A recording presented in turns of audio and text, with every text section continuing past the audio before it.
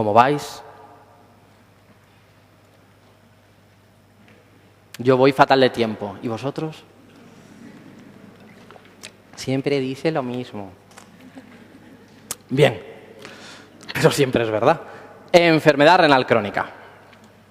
Hemos visto la aguda, la crónica. Concepto, daño persistente de la función renal. Sin más, no hay que saber más.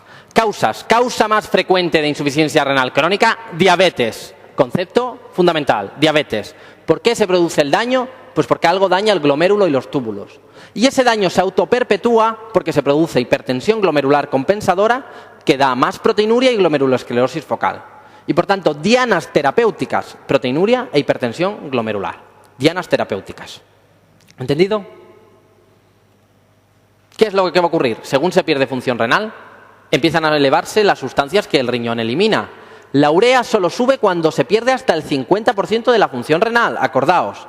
Sin embargo, el resto de sustancias empiezan a aumentar aún más tarde, cuando se pierde el 75% de la función renal, que es la fase en la que ya hablamos de estado de uremia. Visto en un dibujo, yo creo que un poco más agradable a la vista, un poco solo. Bien, aclaramiento de 120 a 60, estamos más daño renal, estamos en estadio 1 y 2. Hablamos de estadio 3 con un aclaramiento de 30 a 60. Estadio 4 de 15 a 30 y estadio 5 prediálisis, aclaramientos de menos de 15. La primera fase, estadio 1 y 2, nada, asintomático. Segunda fase, estadio 3, pérdida del 50% de la función renal. Pues ahí ya empieza a subir la creatinina en plasma y como clínica lo que hay típicamente es poliuria y nicturia, incapacidad para concentrar la orina. Poliuria y nicturia, el síntoma más precoz de insuficiencia renal crónica. Puede haber un poco de anemia, bla, bla. Poliuria y nicturia, el primer síntoma. Luego va progresando, la fase 4, empieza a haber hiperparatiroidismo importante, calcificaciones vasculares, sobrecarga hídrica, hipertensión, se van sumando cosas, hasta que llega un punto en el cual llegamos a un estadio de uremia grave, que es la época en la cual al paciente se le ofrece una terapia renal sustitutiva. Bien, ¿qué hay en la analítica? Pues ya lo hemos visto, aumento de volumen, sobrecarga, con acidosis, con aumento del anion gap, porque no se pierden los ácidos, con hiperpotasemia, con hiperfosforemia, con hipermagnesemia, con aumento del ácido úrico, con aumento de la creatinina, con aumento de la urea, etc. Lo único que disminuye es el calcio y, si acaso, el sodio dilucional, exactamente igual que en el agudo. Fósforo y calcio, ¿qué ocurre? Que hay hiperfosforemia, porque el riñón no lo pierde. Como hay hiperfosforemia, se produce hipocalcemia. Y además el riñón no produce la 1,25 dihidroxicolecalciferol. Con lo cual al final tenemos fosfato alto, vitamina D baja y para compensar esa situación, para forzar la pérdida de fosfato y activar vitamina D, aumenta la PTH y el FGF23 este nuevo. Me da igual. Que lo que intentan es compensar la situación, elevar otra vez el calcio y perder fosfato, cosa que no hacen de forma eficaz. Veíamos este dibujo donde según cae el filtrado, pues se sube un poco el fosfato y baja un poco el calcio. ¿Qué hace la PTH? Sube para compensar. Y compensa, los devuelve a la normalidad. Han tenido ahí fases de subida los dos, pero compensa. El problema es que el filtrado sigue cayendo y se vuelve a descompensar. Y progresivamente el fósforo y el calcio, aunque están en niveles más o menos cercanos a la normalidad, lo hace a costa de un aumento progresivo de la PTH, que mientras tanto está comiendo hueso y está calcificando el organismo.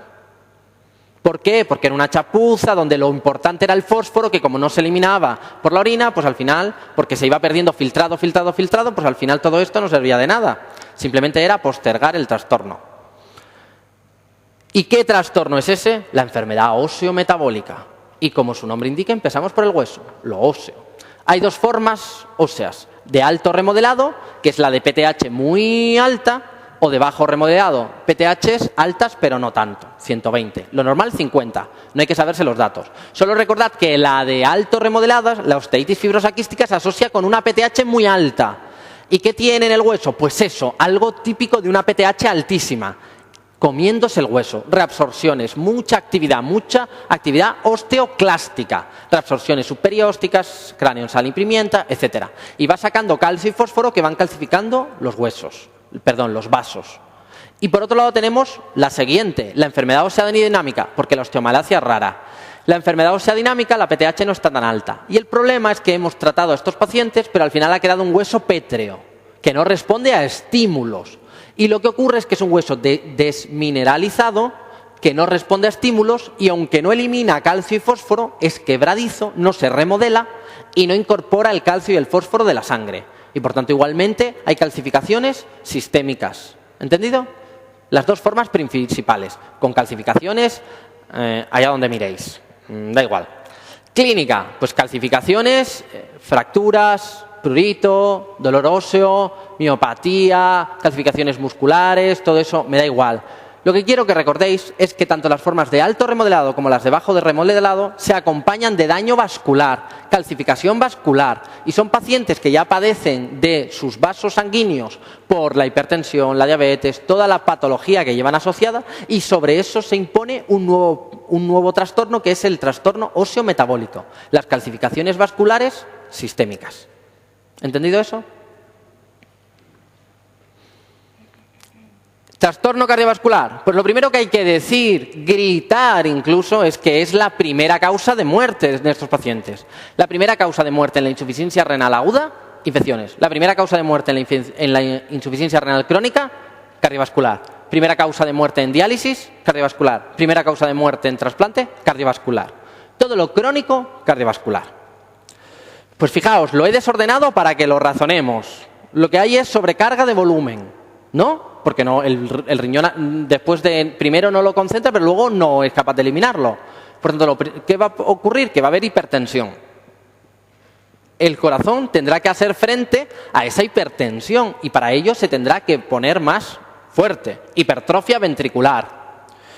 Como los ventrículos están hipertrofiados y hay hipertensión, se dilatan las aurículas, que tienen que hacer más fuerza para llenar esos ventrículos. Como las aurículas se acaban dilatando y fibrosando, hay arritmias, típicamente la fibrilación auricular. Pues bien, además, decíamos que tienen hipertensión, diabetes, dislipemia y calcificación vascular e hiperhomocistinemia, tienen daño vascular y coronario a nivel cerebral, pero también a nivel coronario. Por tanto, tienen enfermedad cardiovascular isquémica por factores de riesgo clásicos y no clásicos. Pues bien, si yo tengo un paciente con hipertensión, hipertrofia, un corazón grande que tiene que hacer más esfuerzo, pero con las coronarias hipóxicas, ¿qué es lo que ocurre? Que ese corazón acaba fallando y hacen insuficiencia cardíaca. Y además de todo eso, de forma tardía, en uremia muy tardía, puede haber pericarditis urémica, que es una pericarditis con líquido serosanguinolento y que tiene riesgo de taponamiento y que es indicación de diálisis. ¿Entendido lo cardiovascular? Hematológico. Pues como no hay eritropoyetina, hay anemia. Es una anemia normocítica, normocrómica, hiporregenerativa. Pero cuidado, habrá que vigilar que no les falte hierro, B12, fólico, otras causas. Pero la inmensa mayoría de ellos, su anemia, aunque multifactorial, es sobre todo por déficit de eritropoyetina.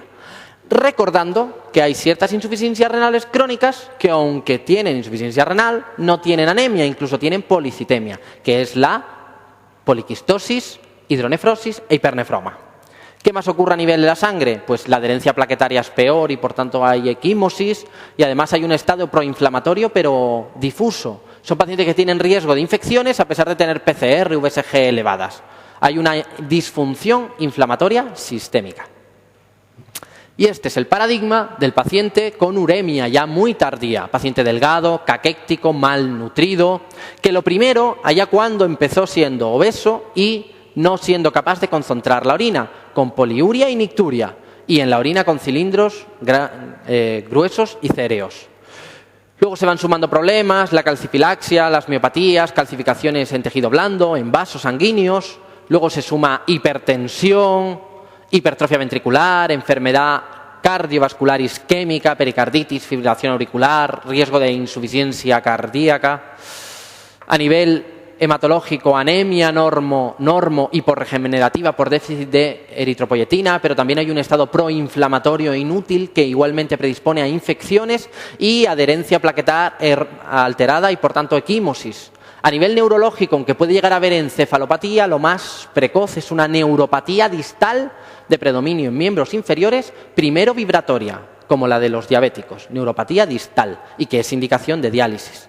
vómitos, hemorragias digestivas, tenia, pérdida de peso, malnutrición, hipogonadismo, hipergonadotropo, etcétera, etcétera. Piel de escarcha, hedor urémico, prurito muy difícil de tratar, etcétera, etcétera.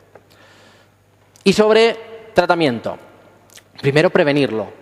¿Cómo? Con fármacos. Y ahí tenéis la lista de los que hay que evitar. Lo más importante, AINES, inhibidores de la COX-2 y antidiabéticos orales. Y habrá que modificar muchos antibióticos, pero quedaos sobre todo con aminoglucósidos y vancomicina. Y también la digoxina, que también produce intoxicación. Yo me quedaría con eso. Y a correr.